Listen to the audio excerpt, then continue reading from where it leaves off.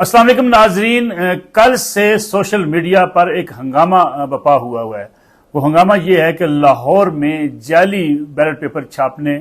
की कोशिश की गई, जिसको कुछ साफियों ने पकड़ लिया। उसके बारे में एक मुकम्मल बयानिया बनाने की कोशिश की जा रही है कि ये बैलेट पेपर क्यों छापे गए और इस बैलेट पेपर छापने की स्टोरी की असल हकीकत क्या है, क्योंकि इस स्टोरी के बारे में कुछ मालूमात मेरे पास भी हैं और जिस ऑफिस में मैं इस वक्त मौजूद हूँ यहाँ पे सबसे पहले ये खबर लाई गई और ये कोशिश की गई कि ये खबर जो है वो नशर कर दी जाए बगैर किसी तहकीक के और बगैर किसी जो है उस शवाहिद के। हमारे एंकर मियां इमरान अरशद जो बड़े तहकीकाती जर्नलिस्ट भी हैं, उनकी बड़ी स्टोरीज जो है वो आप देखते रहते हैं, वो भी इस खबर को करने गए थे और उनके साथ राय साकब खरल जो कि हम न्यूज़ से वाबस्ता हैं, एंकर पर्सन हैं, हमारे पास भी काम करते रहे, हमारे बरखुरदार हैं, वो भी इस खबर के लिए गए थे। ये दोनों साहबान ये स्टोरी लेकर मेरे पास आए और इन्होंने मुझे कहा कि इस स्टोरी को फौरी तौर पर नशर कर दिया जाए,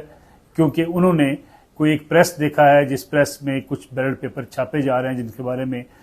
ये कहा जा रहा था कि ये NA-15 जहाँ से मियां नवाज शरीफ ने इंतखाबात में हिस्सा लिया था, इंतखाब आ रहे थे, उस हल्के के बैलेट पेपर हैं और बैलेट पेपर भी उनके हाथ में कुछ मौजूद थे जो प्रिंट किए गए थे।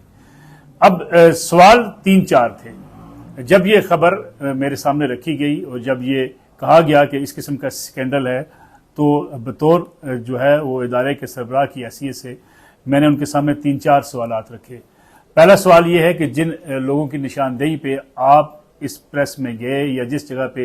ये छापने का अमल जारी था वहां पे गए, तो वो लोग कौन हैं, वो कितने अथेंटिक हैं, किसी पार्टी से वाबस्ता तो नहीं है, जो आपका सोर्स है वो कहीं किसी उसका कोई एजेंडा तो नहीं है। पहला सवाल। दूसरा सवाल ये था कि जिस प्रेस में आप गए, जिस जगह पे आप गए, क्या वहां बआसानी से आप वहां पे दाखिल हो गए, कोई रुकावट नहीं थी, कोई गेट बंद नहीं था, कोई छुप के ये नहीं छापे जा रहे थे। तो इस सवाल का जवाब भी मैंने उनसे पूछा। तीसरा सवाल ये था कि क्या इस खबर के नतीजे में या इस जो उनके पास मुआद मौजूद है, इसके नतीजे में मुल्क में होने वाले आम इंतखाबात के हवाले से और किसी एक सियासी जमात के हवाले से या किसी दूसरी सियासी जमात के हवाले से किसी को कोई फ़ायदा पहुंचाने का या किसी बयानिए को बनाने का किसी को मौका तो हासिल नहीं होगा। लेकिन बज़िद थे हमारे एंकर भी और हमारे जो साथी जो दोस्त हमारे एंकर हैं राय साकब खरल साहब भी, वो भी कि इसको फौरी तौर पर नशर कर दिया जाए और बस इस खबर को चला दिया जाए।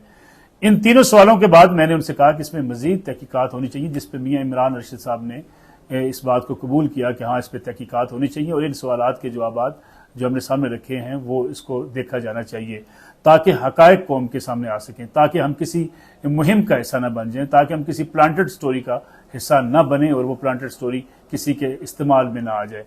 तो इस पे राय साकब खरल साहब का मौक़िफ़ था कि ये बड़ी स्टोरी है, इसको फौरी चला दिया जाए, इसको फौरी तौर पर फ्लैश कर दिया जाए और ये खबर जो है वो कहीं और न चल जाए, इसलिए बड़ा ज़रूरी है इस खबर को जो है वो नशर किया जाए।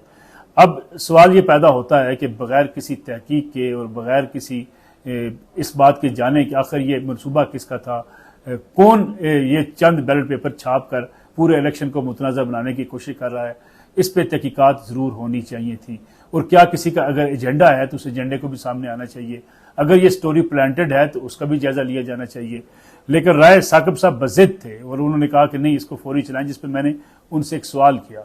और बसद एहतराम सवाल किया, वो भी आपके सामने रख देता हूँ। मैंने उनसे कहा राय साकब साहब, अगर आपने इस खबर को चलाया हुआ है, अगर आपने चैनल पे जिस चैनल में आप काम करते हैं वहाँ से इस खबर को चला चुके हैं या वहाँ पे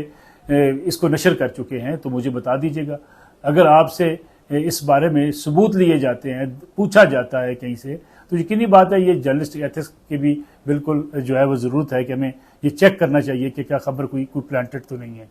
जिसके बाद ये मामला जो है वो हमने इसको डिले किया कि हम उसको मज़ीद तहकीकात करेंगे और अपने एंकर से भी कहेंगे जिस पर इमरान अरशद साहब राजी थे कि इसकी मज़ीद तहकीकात होनी चाहिए।